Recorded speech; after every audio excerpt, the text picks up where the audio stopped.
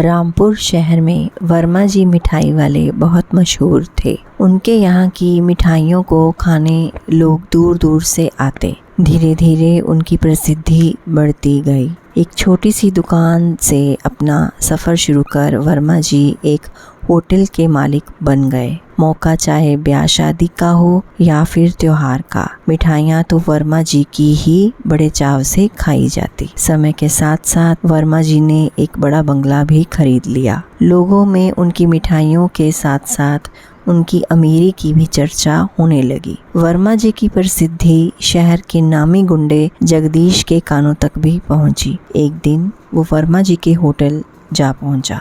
क्यों वर्मा जी, सुना है बहुत अच्छी मिठाई बनाते हो और पैसा भी खूब छापते हो। बस भगवान की कृपा है। तो थोड़ी सी कृपा हम पर भी कर दीजिए। हर हफ्ते मेरे पास पैसा भिजवा दे, वरना ये भगवान की कृपा बंद करवा दूंगा। अगर ना दूं तो कृपा करने वाले भगवान के पास ही भेज देता हूँ। नहीं, आप जैसा कहोगे मैं वैसा करूँगा। इस प्रकार गुंडे जगदीश की हफ्ता वसूली शुरू हो गई। वो कभी भी अपने गुंडे लेकर वर्मा जी के होटल पहुंच जाता और जी भरकर मुफ्त में मिठाइयाँ खाता। वर्मा जी चुपचाप उसकी आव भगत करते रहते। कुछ समय बाद गुंडे जगदीश की शादी हो गई।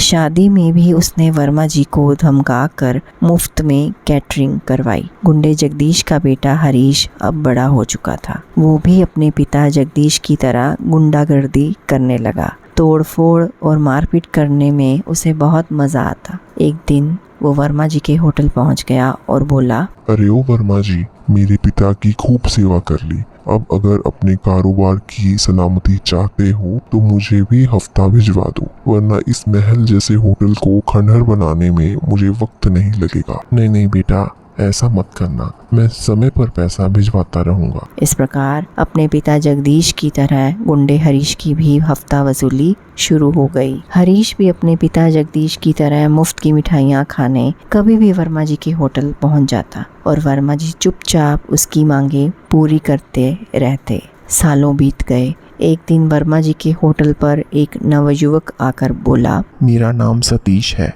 मैं हरीश का बेटा और जगदीश का पोता हूँ। मेरे ख्याल से मेरा इतना परिचय आपके लिए काफ़ी है। बेहतर होगा आप मेरा हफ्ता शुरू कर दें, वरना आगे जो होगा उसके जिम्मेदार आप होंगे। नहीं बेटा, मैं सब समझ गया। मैं टाइम पर तुम्हारा हफ्ता पहुंचा दूंगा। नवयुवक खुश होकर वहाँ से चला गया। वो भी अपने पिता और दादा की तरह मुफ्त की मिठाइयाँ खाने कभी भी आ जाता और वर्मा जी चुपचाप उनकी आव भगत करते रहते। कभी कभी तो ये तीनों अपने अपने गुंडे लेकर मुफ्त में खाने पीने पहुंच जाते। वर्मा जी कभी भी इनका विरोध ना करते। ये सब बातें वर्मा जी का एक मित्र सुरेश देख रहा था।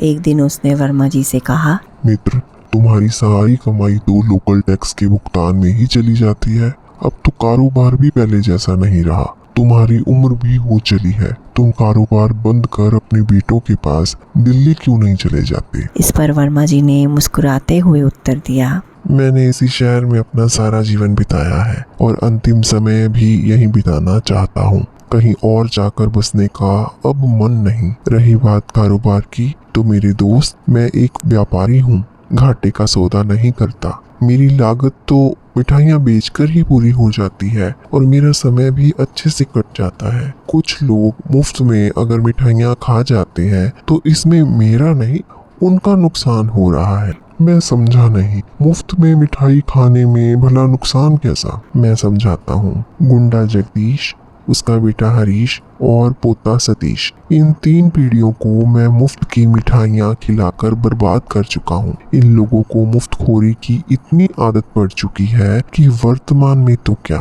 इनकी आने वाली पीढ़ियाँ भी मुफ्तखोरी के जाल से निकल नहीं पाएंगी और न ही कभी आत्मनिर्भर हो पाएंगी। अब बताओ, घाटे में कौन रहा? सुरेश हैरान होते हुए बोला, सच में मुफ्तखोरी के चक्कर में ये गुंडे बड़े घाटे का सौदा कर बैठे हैं।